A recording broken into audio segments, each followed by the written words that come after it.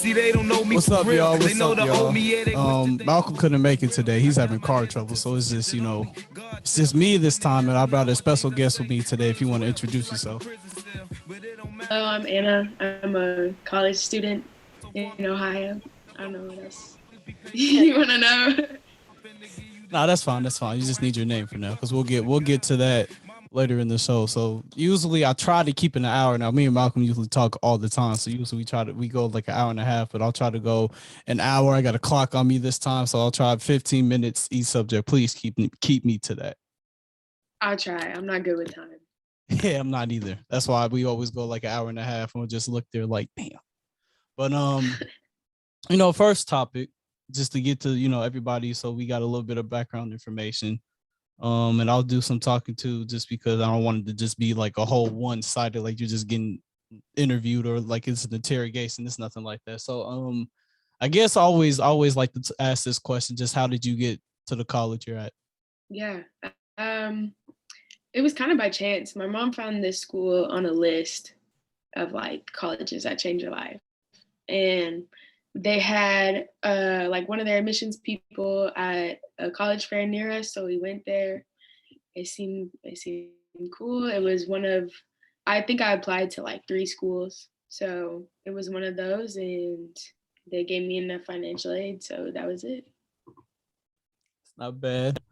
I always find Wabash stories are just a little more interesting, just because everybody, like every time I would tell somebody I was going there, the first thing was like, "Why are you going to all boys school? You gay or something?" It's like, come on, why is it got to be that? It doesn't. We don't even have to go there. But originally when I heard of Wabash, I wasn't gonna go at all. I think I was looking at DePaul and then this school in Cincinnati called Mount St. Joseph, because that's my ex was going to Cincinnati at the time because she was a year older than me. But I visited the place, and my mom already loved it just because it was an all guys school. So I remember Mhm. we were all sitting there, and it's all like prospective students and parents. And my mom raises her hand and she goes, "So are there girls allowed on campus during the weekends?" I'm just sitting there like, it's no way she just asked this. The only ones. It's just no way. But Gotta do nah, she didn't have to do that. She was definitely nah, she didn't have to. But I always make this joke because the coach who recruited me, he ended up going. He went to my high school, but his name was David Denham, and I promise you, he could probably sell you the shirt that you had on your own back, because he's a great salesman. He was just great at talking this place up. And so just realizing that, and then also just because my dad's a private banker and he works with a lot of doctors, and so he tries to help them get loans so they can have their own private practices and buildings. And so what he does, so like he'll look at their information, basically give them the loan and everything like that. And so I was noticing a lot of these doctors coming from this Wabash school, and I was like, at the time I wanted to be a doctor. I thought I was going to be a doctor. We'll get to that a little later, but that. yeah. So at that point I was like, well, if all these people were becoming doctors or going to the school, maybe I should check it out. And then I just figured it was probably the best place for me. So that's how I got to where I am. Um, so what's your major? Well, I can say now that I finished my degree. I have a double major in politics and government and sociology and anthropology, and I have a minor in social justice. You did a lot. I almost double majored, but it was gonna be too much work. It worked out. It worked out real nice for me. Everything like just lined up, and I like took as many classes that covered both as I could. So it worked out real nice. That's decent. What made you go into a double major, if anything? Because I know that's a lot of work. Yeah, well, I started with, I think I was gonna do pre-law because I wanted to be a lawyer or like work in law in some way. Mm-hmm. And then I also knew that I wanted to do something with government, so I was already looking at politics and government. And then I took a couple classes in sociology and anthropology, but they're like I took this social theory class that just I took that class. I was like, yeah, we're doing this. We're doing this. I said, sign me up for the major, let's go. But no, it was just a really cool class. Like we just talked about different structures within society and how they got to that spot, how they got to that place, why it runs like that, how that continues, and all these different theories on just like society. It was so cool. Yeah, so like I mentioned, I wanted to be a doctor. I was set. Like if you had asked me as an 18-year-old, I was like, I'm majoring in biology, minor in economics, go to med school. Um, it's a class here called Bio 111. Was terrible at it. I got a D, and that was the first time I had ever gotten anything like below a C in any class. Like in Yeah. high school, I would take AP biology, and I was still getting like A's, and I'm like, Yeah. maybe it's just the college I'm at. You know, maybe it's just because it's my first college class. You know, let's take a break. Let's recollect. So then I take Bio 112, and for Bio 112 is a class about plants. And I used to sit in the front of the class, and I promise you, I feel so bad because one of our professors, she would sit there, and she was so passionate about talking about these plants, but I would be asleep in the front of the class, right in front of her. I couldn't help it. Um, now, biology was not for me. I think I failed that class. That's my second semester. So doing that, I was like, damn. I was like, well, there goes the doctor, the whole doctor room. My mom was like, you should be a lawyer. You like arguing and talking. But that's 4 extra years of school. Right. And like Right. after your first year, you're like, holy Yeah. shit, I Law gotta do school 4 is more. so much. And like even being a lawyer, like I've been loosely watching the Johnny Depp case and just thinking about having to be a lawyer in a case like that, or just a lawyer in a case.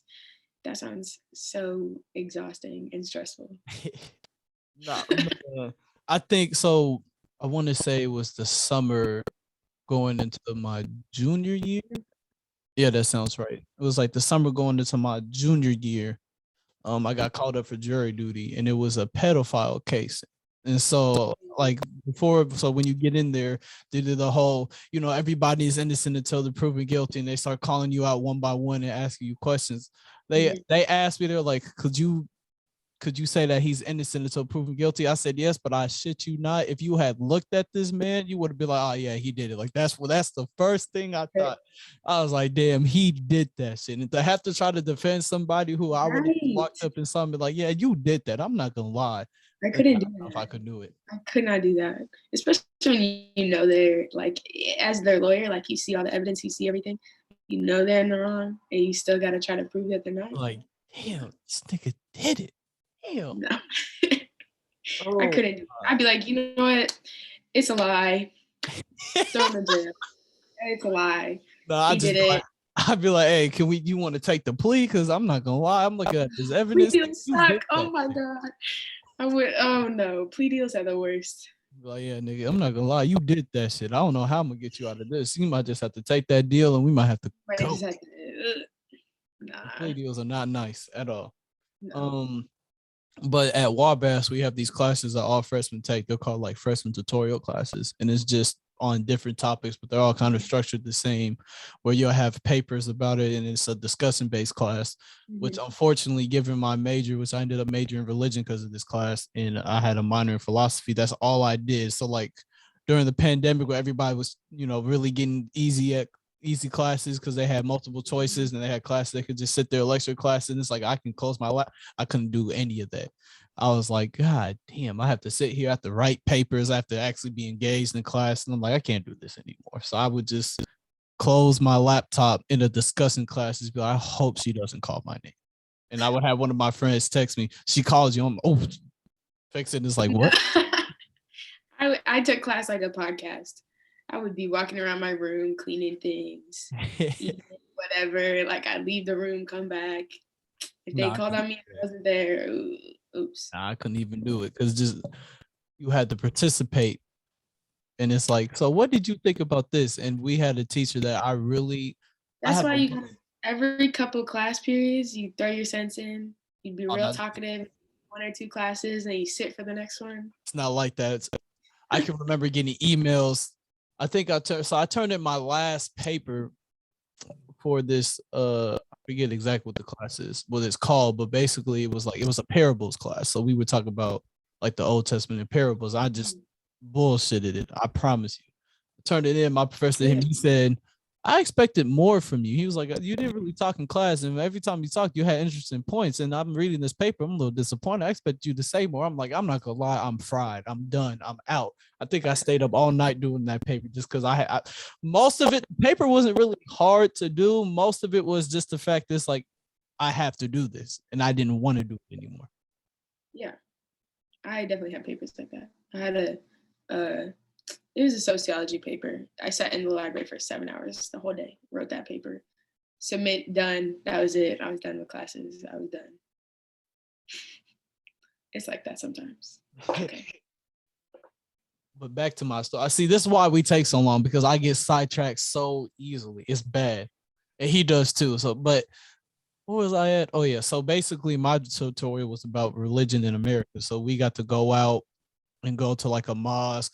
We went to like a Sikh temple and really got to just not only learn about these religions, but actually go and see how they're worshipped and how they're practiced. And I think that was a real big thing for me. So given that, I was just really interested in how everybody views the world, how everybody works, and just that's what got me into that.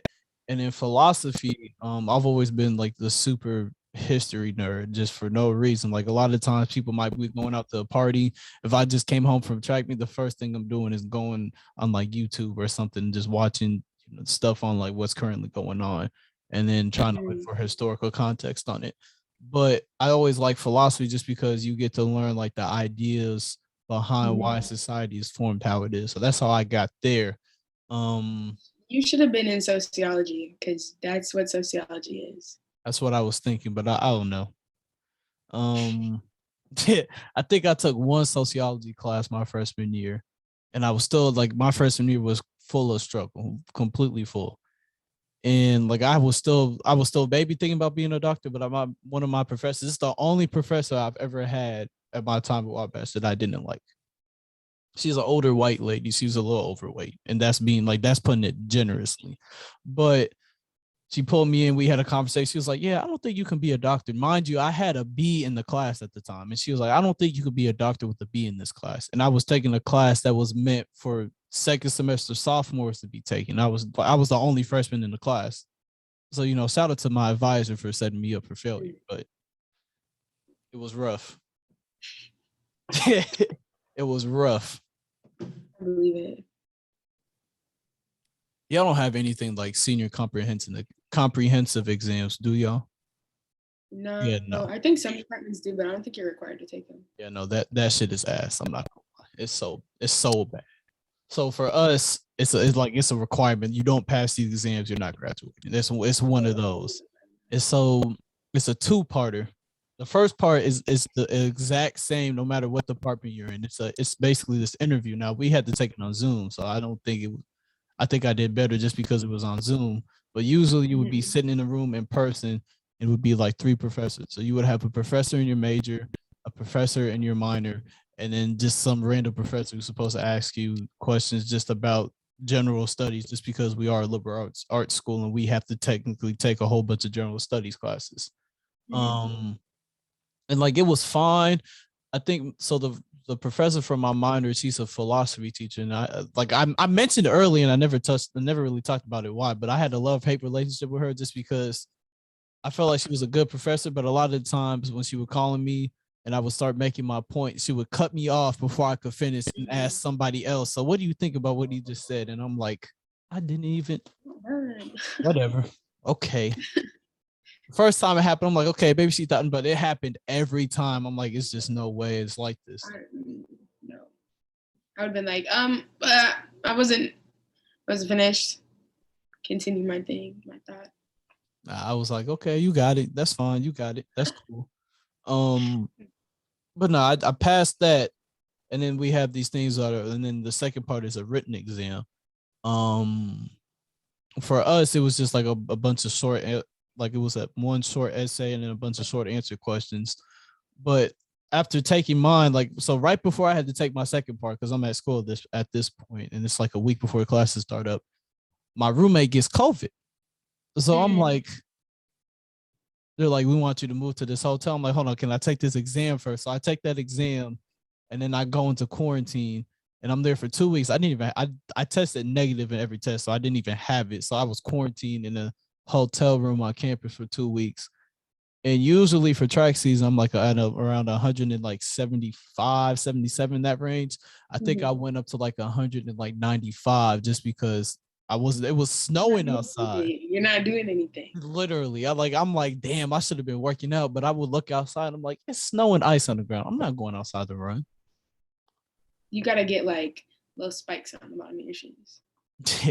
Like things like that, and make stuff like that you can attach to your tennis shoes. So Oh, I know. My dad has a whole bunch just because I know it does this. I know we have less snow in Indianapolis, and I know my dad grew up in Michigan, so it's more snow, but I know it's not comparable to anything in Yeah, I'm from Minnesota. So yeah, like, I know it's nothing like that, but snow is everything. That would suck. Like I like playing in the snow, but like looking outside and being like, damn, like especially when it's snow on my car, I just no. I don't want to go anywhere. I see snow on my car, I'm gonna be out here. I know I ain't got no gloves with me. My hands gonna be cold. I don't feel like dealing with it. I get that. Cleaning up your car is not fun. Nah, not at all. Oh, we have 15 minutes. New subject. Okay, next topic. Hold on. I know I sent it to you, but I just be doing too much with my life. I'll be forgetting. I'm not gonna lie. Oh yeah, you know what? I think I'll go with this one. I'll do it in out of order what I sent you just because.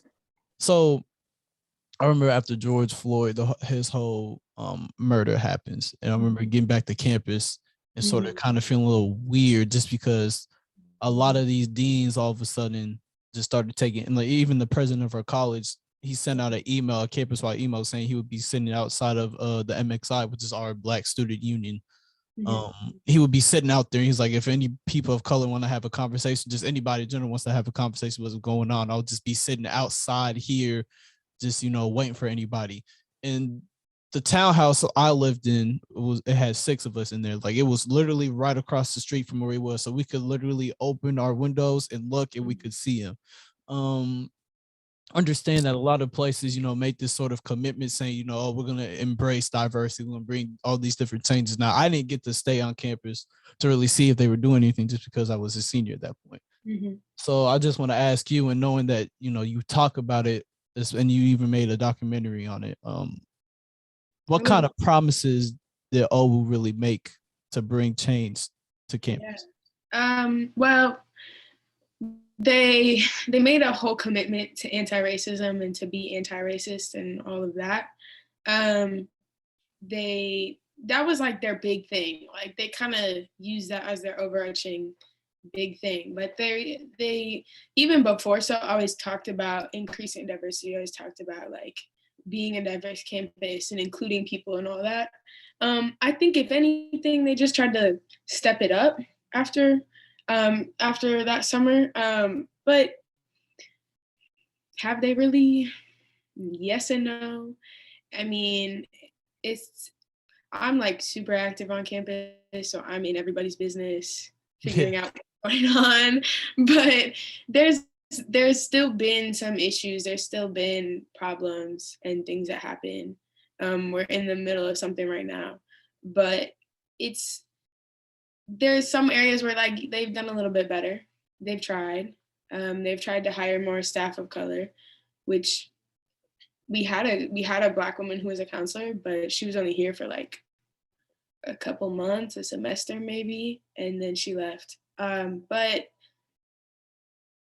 there's room still for improvement. There's a lot of room. There's a lot more things that they could be doing, especially claiming to be anti-racist, because their actions don't measure up to that a lot of the time. I think the best sort of thing that summarizes what I feel like Wabash has probably done is, well, I'll tell 2 stories just because I think the first story is a great pointer of, where they were before it happened, and then we can sort of talk about what happened after George Floyd. So before my sophomore year, there's supposed to be prospective students on campus, and there are, because I've seen a whole bunch of them. It's always easy to spot prospective students because they always have these red folders and these red lanyards with their names on them. So me and who was supposed to be here with me, my buddy Malcolm, we're sitting in the MXI and we're like, okay, it was a time, I think it was from like 5 o'clock to like 10 o'clock where prospective students were supposed to come through on the tour, and we were supposed to take them through the MXI, teach them about it, and tell them what it really was. No students came through. Like, no, it was no prospective students, nothing. It was just me and him sitting there for like 5 hours, just wondering where everybody was. And that's always been one of our biggest gripes with Wabash is, unless you're a black student, even they do it with the black students too. They don't really tell you what the institute is. Like, if you were to ask just some random white student what the MXI is, they're like, oh, that's like the black fraternity. And it's like, that's not what it is. Cause one, we can't even live there. It's this huge, nice building that we can't even live in, for one. And then also we welcome everybody. So like, even if you're a white kid, come on, come join. Like, we want everybody in here. And so it was just like, it was hard for us to sort of get members sometimes, just because a whole bunch of people, especially if you weren't black, were just sort of misinformed on it. And then second semester, my senior year, I want to say, I have an episode of it recorded. I've never published it just because as a student, I didn't want to really publish it and have the chance of running and getting in trouble. But one of my friends who's still there now, a couple of them actually, they were in their room and they had a Black Lives Matter sign on their window, and somebody took a beer bottle one night and threw it at the sign, and it went through their window. And so me and my friends who were, we see the text, we see what happened, we see the video, so we're all going out. And I think we have like 9 fraternity houses at Wabash. We went through every one of them just trying to figure out who it was. We were asking, do you know what happened, this and this? And the school, the president sent one email saying, we don't tolerate this, blah, blah, blah. But they never released the student's name. They didn't really talk about anything else, any actions that were taken or anything. They just sort of said, okay, this is what happened and we'll handle it. But they didn't, I feel like they could have handled it better. I ended up knowing who the student was just because I had a project with him and we were supposed to present the next day. And I'm like, where the fuck is he? I'm like, hey, no way is this man. So I asked, because they told the roommate, the people who were in the room what happened. I said, please don't tell me it's this man. They were like, yeah, that was him. I'm fuck. Wow. Of all people, it was a dude from California. Yeah. I'm like, it's just no way. You never know. You never know. I mean, we've had situations not to that extent, but like we've had racial slurs written on bulletin boards and stuff in dorms. There was a drawing of a noose in a dorm, I want to say my freshman year. We have people get yelled things all the time walking around campus. And I talk about this in the film that I made. And the film that I made is more focused on students' sense of belonging and how they feel that they fit in here. But one of the students I interviewed talked about this Drive Safe program that we have, a Ride Safe program. And it was entirely designed by a student, a former housemate of mine. She built it, put it together in 24 hours, like legitimately, literally 24 hours, had it up and running. And we went and met with the school, and she talked to them about it and was like, here's what's going on. We have this whole plan built together. We want to implement it. We want to build this. And they told us, we don't have the money. We can't figure that out. We don't have the funds. We don't have the funds. And we come back this year and it's a program, it's running. They have vans, they have everything running, right? Of course. But it's like, there was no recognition given to the student who organized it. There was no, at least from what I saw, there was no like recognition of why the program existed, of the fact that students are having racial slurs yelled at them. Like I have a friend who was threatened leaving her job, and like they fail to like get the point, They don't get the point of, we need to talk about it and you need to air out what's happening, and then you need to follow up. Because I could talk about instance of things that have happened and like how it's responded to, but I don't even know if we're getting there. I don't even know. Yeah, it's definitely a process. I think so. One of the big things, and it's been something we've been trying to do since I was there. We've been trying to see if we can get one black fraternity on campus. And a big thing, like with Wabash, one of the things at least that I would hear when we were trying to do when I was there is, oh, you'll be isolating the white students. We don't know if you would let them join. We feel like they would be isolating. It's like, I understand So Wabash is let's say on the we'll just call it a nice even number. Let's say there's 1,000 kids at the school, right? It's usually around 1,000. Only about at the most about 50 of us are black. Mm-hmm. So it's like I understand what you're saying, and I get that you would see it as quote unquote maybe a waste of your time, but at the same time, it's like trying to say, you're doing it because you don't want these kids to feel excluded when they already have all their own places, and we don't have anything that's like that. And you guys keep trying to push the MXI saying, "Oh, this is the black fraternity," when it's like it's not. That's not what it is at all. That was frustrating. Yeah, we had something almost exactly like that happen. Maybe a month ago, 2 months ago. Yeah, same thing, and they told us the same thing, that they can't do that. They can't.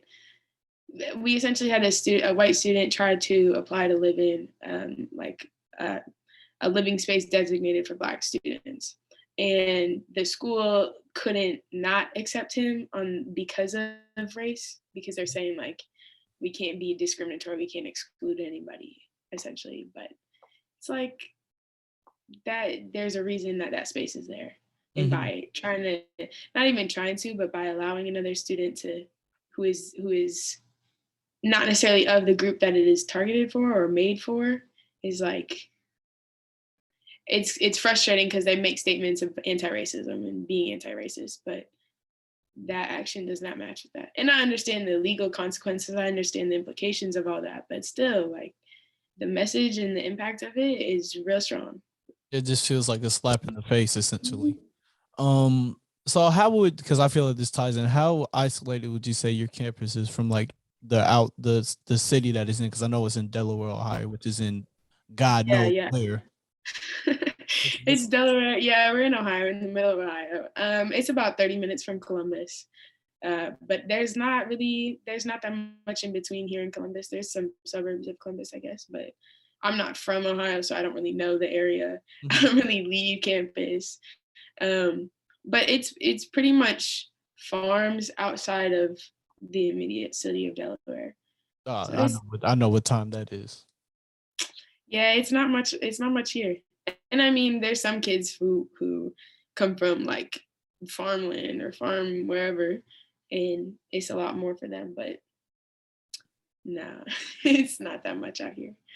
It can get real isolating easily and very quickly. Yeah, for us, our campus is definitely a lot isolated from just Crawfordsville as a town. But it's interesting just because I noticed one time I went to Walmart. Like a lot of the times, if I went to Walmart with my white friends, I would look around. I wouldn't really get any looks, but it was this one moment that really stands out for me. Went to Walmart with a group of my black friends, and we're walking, and this old white man has a pistol on his hip, and like it's all out. You can see it, and I'm looking at it because this is the first time I've ever seen. Because I mean, Indiana just passed a law, so now we have constitutional carry. You pee whatever. Yeah. But like this is the first time I've seen it, so I'm just looking at him, and as we walk by, I can see him start reaching at his hip, and it's like it's no way my presence of just walking past you is that much of a threat to where you feel like you have to grab something. Right. I think even though Wabash is isolated, one thing that's interesting about Crawfordsville is their cemetery has like the highest number of like Confederate soldiers who served in Indiana, and it's like it's just no way. Like I could go to Walmart, and the route I took to Walmart every day always had a Trump Pence sign, not a sign, a flag flying. There's always some Confederate flag. Sometimes you would see a white truck with one of those in the back, and it's like, what the fuck is going on? We in the north, aren't we? No, it gets hard. Like we have a ton of Trump signs out here still. There's at least 2 trucks that I've seen now that have Confederate flags on the license plates. It's everywhere. And it's like the school tries to be a little bubble, and it is a little bubble in ways, but they try to help out how they can, but you can't avoid stuff like that. Unfortunately, like there's nothing that the school can really do about stuff like that. So it hurts when you see it.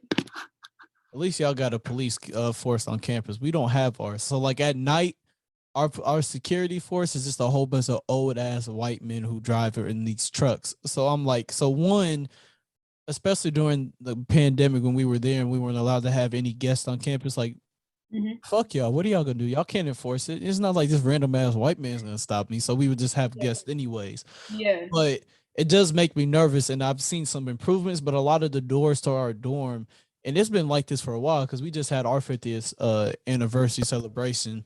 Hmm. I was talking to an alum who graduated in '89. He was talking about this incident where I forget if it was a student or somebody just from the town, but he said somebody opened it like the door to get to his dorm, and then they knocked on his door, and when he opened it, it was a double barrel shotgun just in his face. Yeah. And I'm like, yeah, that sounds about right because at least the dorm I lived in for 2 years, it was a single, but it was one of the older ones on campus. You could literally just walk up to the door and just yank it open. You can even do that on the newer ones too. So it's like I understand we have keys, but a lot of these dorms and these doors, you could really just walk up to them and just yank them, no problem. And it's like I used to always make a joke: if we had a school shooter on campus, it'd be over. All of us are gone, all of us, and it's really the truth. Just because we don't have anybody that's there that's gonna stop them, just because Yeah. we would have to call the police, and God knows how long they're gonna take. Well, yeah, I mean, our buildings are all locked with like you need like a card to scan, but we don't, our safety unit, whatever, they're not police. They don't carry anything. They don't have a gun on them. They don't have anything on them. And they kind of do what you described. They kind of just drive around and like unlock doors for people or hand out parking tickets, or half the time that's students, but like they don't really do that much either. So we've had people walking around on campus with knives, walking around on campus with, I think there's been somebody walking with a gun, and like we'll get a little update that says like, stay in your dorm. There's somebody with a knife on this street, whatever. But they don't really do anything either. I mean, we had this was this year, first semester. I believe it was in. Mm, I don't even remember. I'm not gonna say, but I think it was in November actually. Yeah, it was in November. But we had an incident where some people walked through our campus and then went to downtown, which is like a block from campus. There's a building that's half a block from is on the same block of the corner they were standing on, and they had signs with white supremacist rhetoric on it. They had signs that said like "end white genocide" and things like that, and they were carrying open carry rifles and dressed in like military-esque gear. And word got out because of students. Like students were talking about it, and we spread that around. And then public safety responded, and they can't really do anything in that case because they have a permit to, like, they're allowed to be there. They weren't causing trouble. They weren't like injuring anybody or threatening anybody. But even still, like, there was a slow response from our administration, from our public safety, stuff like that. So it's still like they're here, but how much are they like? They can't really do that much at the same time. That takes me back to that night where they threw that bottle through my friend's window. It was so one of the deans. He's also the director, and he was an alum.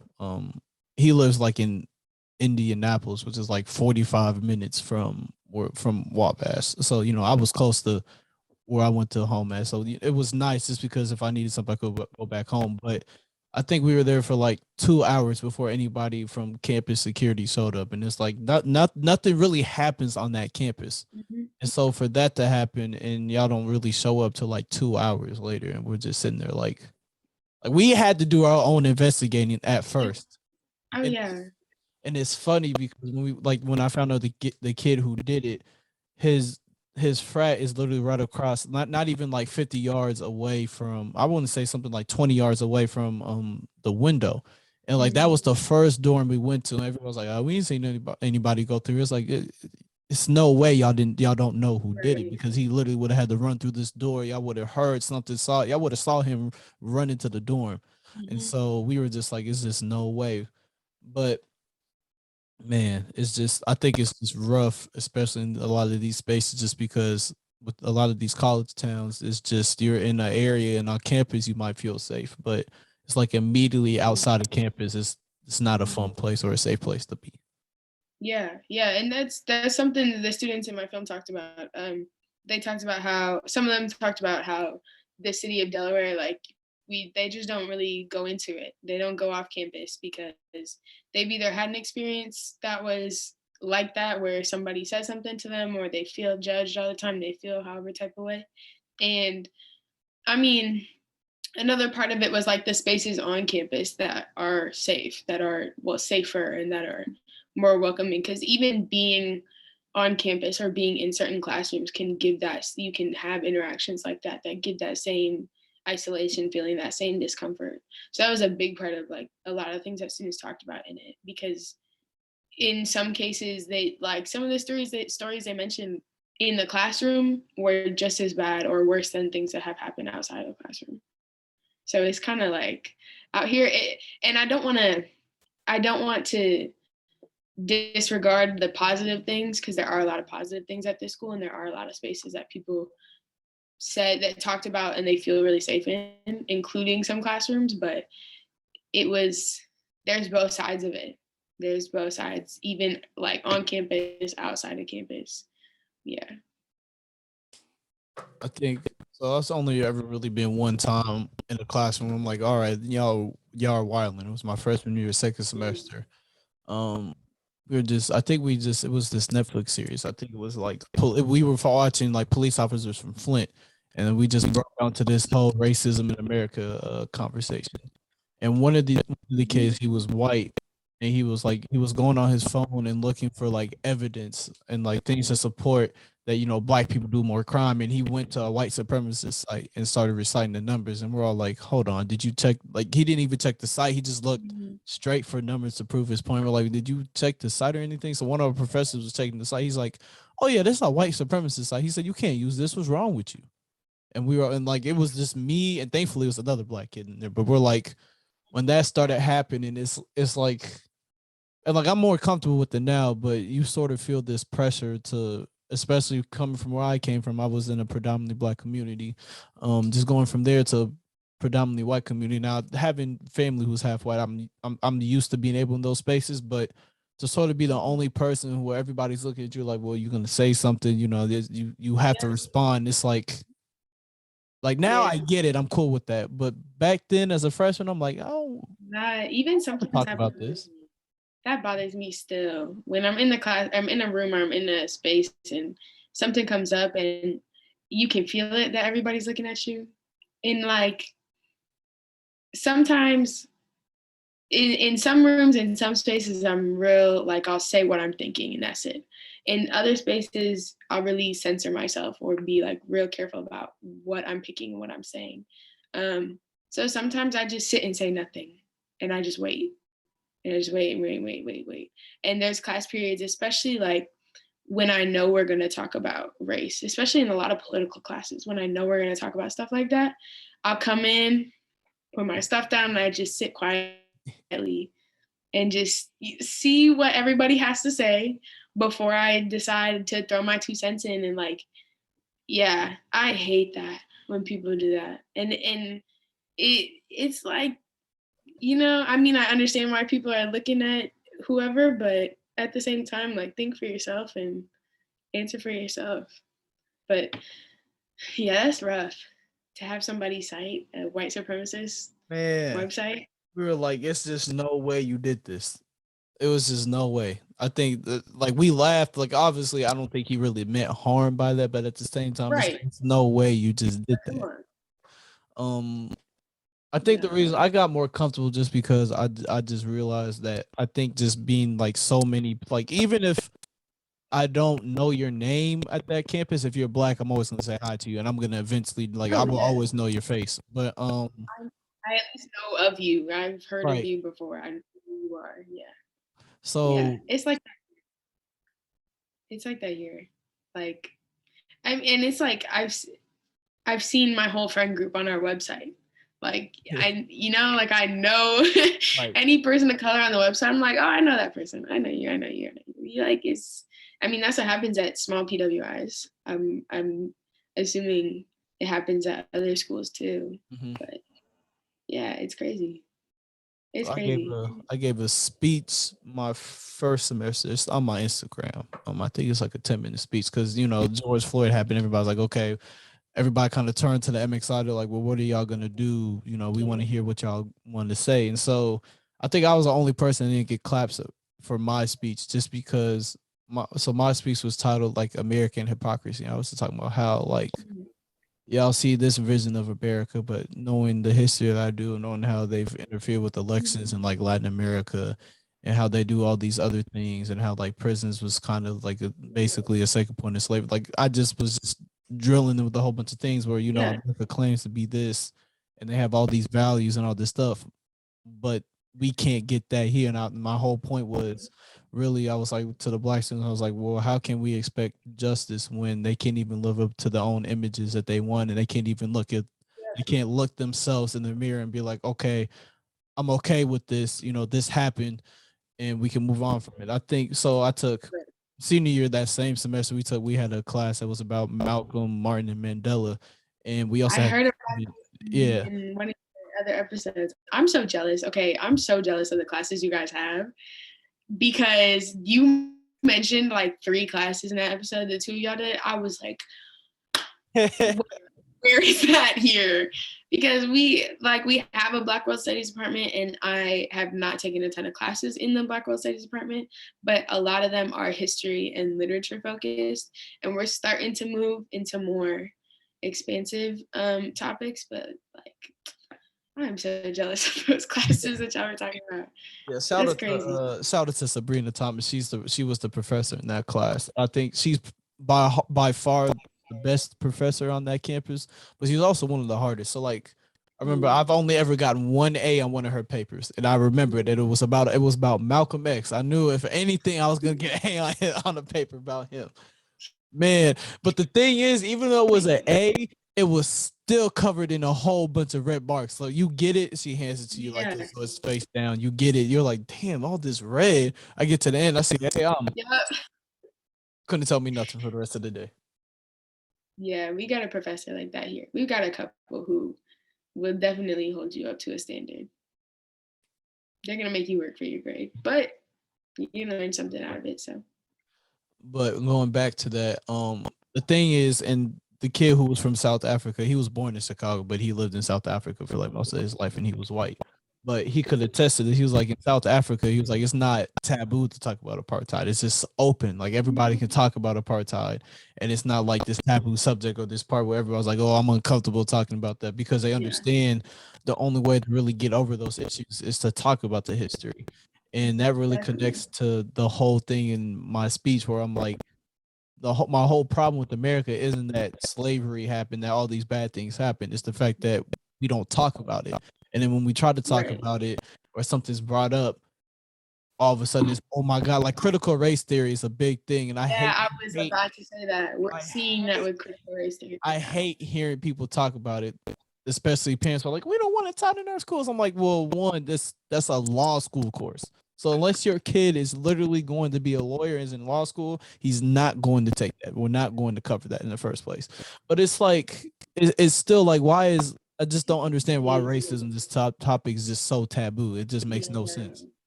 No, it doesn't make any sense. I mean, there's one way of looking at it. It's all part of the plan, but also like it just doesn't make sense. And I think critical race theory should be incorporated all the way up. Like, why not? Kids talk about race. Kids know that they're look different from each other. That they're like, especially little kids, they pick up on that. And there's ways to implement it where it's not, let's like with your first graders, let's sit down and have this serious conversation. Like that's things at an age appropriate level. But I learned about critical race theory in high school, and it wasn't in a classroom, but it was like with a staff member who was an educator. Well, she's still an educator. She was a teacher before, but then she was working in a different role. But she told us about it. We talked about it. She taught us different things. She taught us about like anti-racism versus against racism, and and critical race theory and different ways to talk about race. And like that has set me up so well for college, for everything. But I don't see why we can't be talking about it. It's like you can look at Germany too. Germany has figured out they've gotten over the Holocaust. They've gotten, they recognize it. They talk about it so that it doesn't happen again. and we haven't been able to do that, and we're seeing things happening again. Like, we're seeing our history repeat constantly, continuously, and part of that is because we haven't addressed it, Mhm. like you were saying. I think because I know you have it's your dad that's from Jamaica, right? As you know, shout out to the flag in the corner. Um, Yeah. one thing I just want to ask is because I ask people who I feel like who have immigrant parents all the time. My Yeah. mom is of the, like anytime I talk about this stuff with my mom is always of the mindset that Americans. She's like the problem with y'all that I really have with you guys is that a lot of you guys are just victims. Like you always want to go out and sort of blame people for things. Like oh the white man had crack in your community. Yeah, that's true. But she's like, but what did y'all do to fix it or do anything about it? She's like, a lot of times you guys just didn't do anything. You just want to play victim and you want to say all these things and then not do anything. Does your dad share like similar views to that? Not that I've heard. We honestly, like, we don't talk about race a lot. We don't talk about that stuff a ton in the house. It wasn't really until George Floyd's murder that we started to have those conversations, and that was because I was going out every day and protesting all day. Like, I was out the entire summer, so a lot of stuff was brought up. But I don't know. I've never asked him that. He's never really said talked about it. But I've definitely heard that idea and that way of thinking. And I don't know. I grew up here, so I see it a certain way, and people who didn't grow up here, like, you're gonna see it a different way, which that's okay. A big thing my mom always says, she's like, it's all about I think this is true, definitely. It's all about race when you come to America. Like race is something that's important as part of your identity. And she's like in Jamaica, she's Yeah. like, it doesn't matter if you're Asian, white, black. She's like, everybody there is just Jamaican. She's like, I don't understand why y'all put so much Right. into race. And I'm like, well, if you look, and especially I think this the area of history that really needs to be taught is Reconstruction. If you really look at Reconstruction, that's responsible for why society is the way it is today. It's responsible for why essentially why school is taught how it is. Especially if you look at the Daughters of the Confederacy, which they were a whole bunch of just white women who were Yeah. able to go and make this one curriculum, and you taught it in white schools, you taught it in black schools all over the South. But you just look at that, you understand that the reason why race is such a big thing in America is because it's literally something that society is built off of. It's a social construct to the point where you're gonna know what your race is because it's important, and it's an important division to make sure that people you can put people here and here in all these different categories. Yeah, absolutely. Absolutely. It's all about categorization here. It's like it's all about identity here. And it's kind of crazy. I mean, it's I mean, that's kind of one of the reasons I want to live outside the US, at least for half my life, because it's I think that's so true that there is so much emphasis on race here. And I think it shows up in other countries in different ways, because especially as we become like a more globalized society, and all of that, ideas are traveling and they start to get implemented in different ways in different societies, just because of how we interact and how we connect. But that's one of the reasons why I want to leave the US, because it gets so exhausting. And as somebody who's mixed race, like, it's so exhausting to be going back and forth and to be in between, but also to, like, as there are more people who are mixed race, like, there's a whole space in that as well, which is like, it's a lot to navigate. It's a lot to try to figure out and to be moving in and out of and in between and all of that. So, yeah, I'm sitting here agreeing with you. Like, yeah. um, so it's interesting. I don't think I haven't seen my grandparents, my dad's side in a while, and Hmm. it's funny because I this is why I can't take politics serious. Before Trump was the Republican representative, they're Republicans at the end of the day. They're Hmm. they're like high middle to low upper class now. They used to shit on Trump all the time. They used to hate him, talk shit about him all the time. As soon as becomes the president Oh, nominee, they're like, oh, they just want to stop yeah, talking about it. And I'm like, it's no way, y'all. It's this easy. yeah, And it always brings me back to that quote that he gave in like I want to say the 90s, where he's like, if I would have ever run for president, I would just run for the Republicans because they're stupid. They would vote for anybody. And I'm like, I used to think Trump was dumb, but I'm like, you know what? He just might be a There's some G. strategy there. Yeah. Nah, there's some strategy there. And yeah, as somebody who studied political science, like the one thing, like, you know how people like summarize politics is fake. That is all made up. And like it's not, but it is. Like the idea of a party system that you're so loyal to your party that like the way politics is going now, it's frustrating to see. And like you say with Trump, like he strategically, or at least it looks like he strategically picked the Republican Party because there's a strong, like relatively poor white following of the Republican Party. And like looking back on his campaign and looking on his term, you can see how he taps into specific markets to get specific votes. Will you hold on? Will you stop? See, I told you it's once an episode. She just has to do it. It's the daily check-in. Oh my god. She was over here making faces, sticking her tongue out at me. What is okay? Anyways, I forget what I was watching or what I was reading. It was something, but it was just talking about like how when you look at American politics from like outside, it's really no super difference. And when you really pay attention to the topics, like the differences they always talk about are very nuanced. And I think it's strategic in a sense because at the end of the day, I've always viewed that the biggest problem in America isn't even racism; it's really classism. And the whole point of politics is to sort of keep the middle class divided. And part of me, came to that conclusion because after watching what happened January 6th with them storming the Capitol and them not doing anything, it reminded me of Bacon's Rebellion, which happens in like the 1690s, where it's like you have this white rebellion and they try to put it down, and they were like, oh shit, if we don't sort of appease these people to a point or let these people do what they want, and they really realize that it's the top 1% regardless. I mean, especially the white, but sort of regardless of your race or anything like that, it's really that top 1% that's like, damn, we got to do something. So they sort of just let them get away with what they want. And so that like politics is a big thing in that. And so when you really pay attention, you're like, sure, they're saying all this, but at the end of the day, they're all sitting at the same table and they're all eating and they're all really shaking hands with each other and they're all best buddies. Like I fully believe that. It's just no way.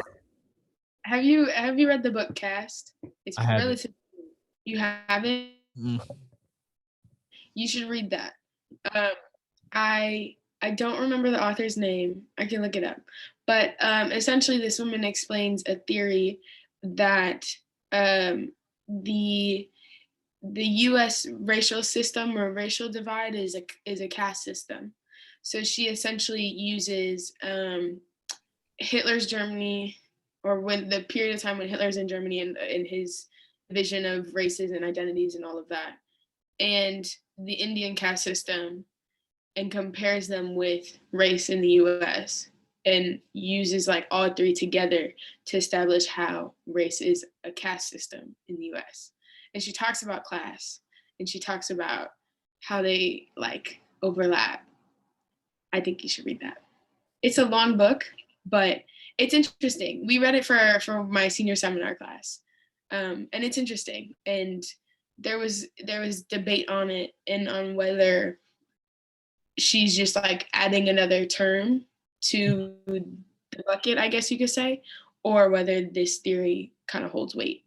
But yeah, that I would recommend that book. I'm gonna have to look into it, man. A big book is nothing for our Malcolm, Nelson, Mandela class. We had to read each of their biographies. Oh my fucking god, them shits are huge. I think I had a class. Go ahead. I had a class where we read a book a week in one of my classes this year. So I read 8 books in 8 weeks. So I was in the library 3-4 hours at a time, just reading. That was it was kind of nice because there was no other homework. So like I just had 2 classes and one was just reading. The other one was pretty much just discussion, a little bit of reading. It was nice. Academically, it's been a good semester. Man, I think all because I failed one class. I took my first semester of senior year. I took 4 classes. That's nothing. That's easy. But I had to take 5 my second semester. I'm like, and one of them was at 8 a.m. I was like, I had to take it at 8 a.m. since freshman year. I was like, I purposely did this. I'm not taking no 8 a.m. just to find out that no, you have to take at 8 a.m. Sir, I'm off. I think I missed like that class like 10 times, at least. No, you messed up. I had no. See, the problem is I had no choice. Oh. No, I'm just giving you a hard time because I somehow got lucky and took. Oh, no. It's because my spring semester, my spring senior year. It's definitely because I'm pretty sure you haven't failed a class, have you? I failed one class and that threw my whole thing off. That's what it was. To fail that bio 112. If I had passed that, I would have only had 4. I would have been set. But I'm like, fuck. I should have just. It's a thing, and I didn't use them, and I'm so mad I didn't use them. We have these where you can drop the class, but you still get the credit. Or I should just drop the class completely. I should have done one of the two. But I had an F, so I wouldn't even got the fucking credit. So it wouldn't have even mattered. But I'm like, I should have just dropped it. But I was so determined. I'm like, I think I can get a D. No. It was no D. Yeah. It's all right. You made it out. Thank God. It's all over. Man, I promise you. So for our senior comprehensive exams, we, that again, you need those to pass. When I found out I passed, I stopped doing shit for like the rest of the semester, and it was hilarious. Yeah, well, that makes sense. Nah, it was bad though. It was bad because here's why. So I was taking this math class. I only took 2 math classes. I fucking hate math, but I only took 2 math classes at my time there. And the second one was second semester. But this math class had to deal with like the electoral college. So we're really looking at, the type of methods and systems that they use and the math they use to really break that down. That's really, see, again, that's an interesting math class. No. I hate no. I hated that class. It's interesting, yes, but oh my God, no. Like, why are we throwing terms on top? Like, it's a math class. I should be doing math problems. Why the hell do I also have to know terms and shit like this? Or what is this? Oh, that's too advanced math for me. That's too advanced.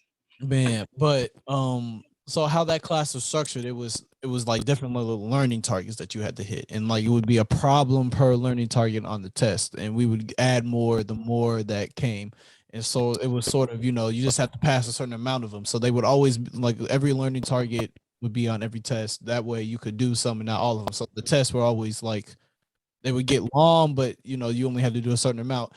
I think you had to pass 15 learning targets to pass the class, right? And so, me looking at them, I'm like, man, I could pass 15. So I promise you, I was not doing anything. Come like the last week of school, I think I had only passed like 5. And it's like, I have to pass 10 on the final. I'm like, it's just no way I sat here and didn't do anything. And now I'm in this hole to where if I don't get these 10, I'm not graduating. Oh my God. I did it, but I was like, it's just no way I waited this long to do this. Stressful. I was stressing out. It was stress that I didn't need in my life at all. I was like, it's just no way I did this to myself. But that last week, I don't think I've ever studied so hard in my life that last week. No. I can't say I haven't studied anything this semester. Nah. It was that class only. It was literally that class. And it's, oh man, I thinking back on them, like, yeah, I did it, but it's like, why did I have to do it just the most hard way and just the dumbest way that I could have thought? I'm like, it's just no way I did this to myself. But I did. It all worked out. Thank God. Last topic, because we're at an hour. I'll only hold you for like an hour 15. I know you got, you probably still got finals. You have to do everything. Just end on a little bit more of a light note. Just want to talk about what kind of music we're listening to today. Yeah. I have had I Know Nigo on repeat. That album. Yeah, big fan. That was great. I've also been listening to a lot of Maxo Cream, new Vince Staples that just came out. Mm-hmm.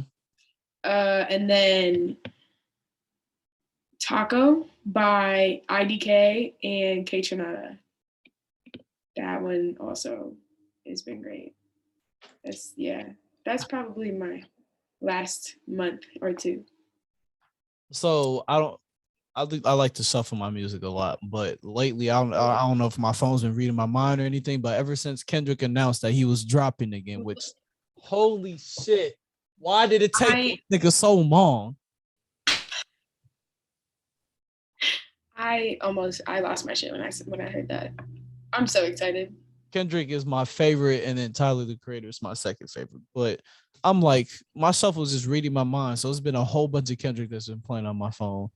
Again, Tyler, especially with that Nego album, the last song on there, I was repeating that for a couple of days. I'm still playing "Call Me If You Get Lost."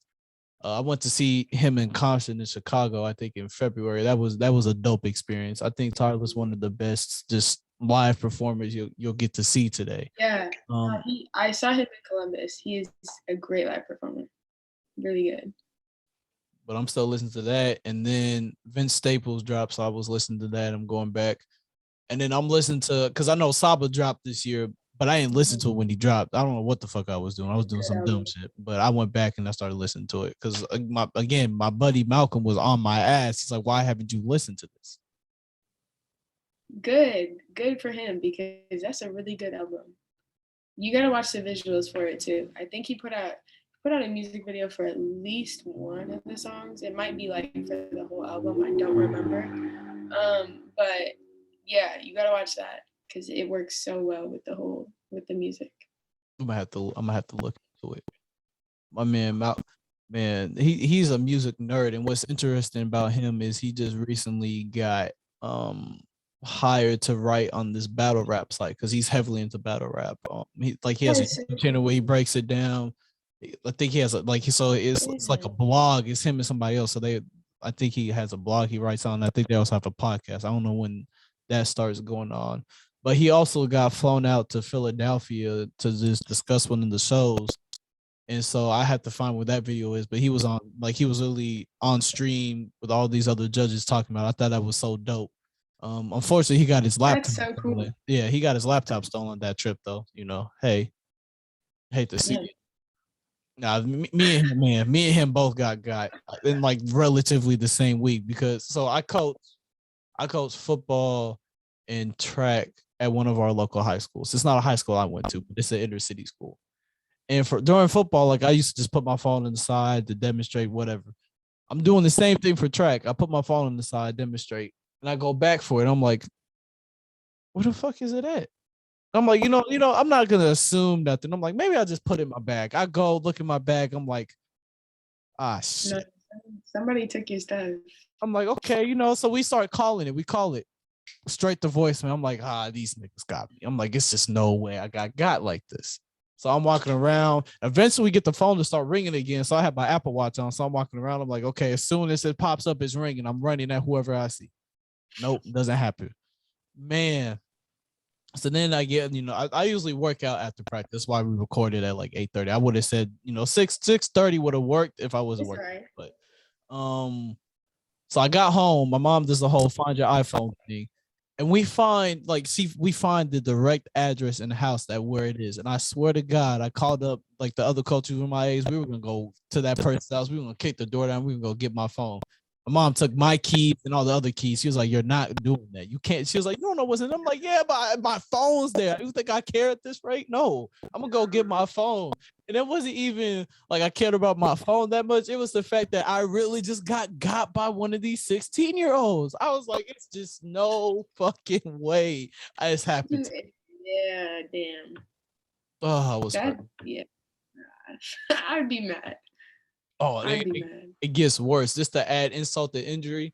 So I went and I had to buy my phone, and I bought it like straight up. So I have a 13 now. I want to say it was like 1300. If I have had my own phone, my old phone, and turned it in, that would have been $800 off of off the phone. So just to rub it in just a little more, just a little more. It's like, damn, that was like $850. That's over half of the phone that I wouldn't have to pay. I'm still hurt by it. I'm still hurt. I can't lie. It's just not right. Yeah, I can't help you with that.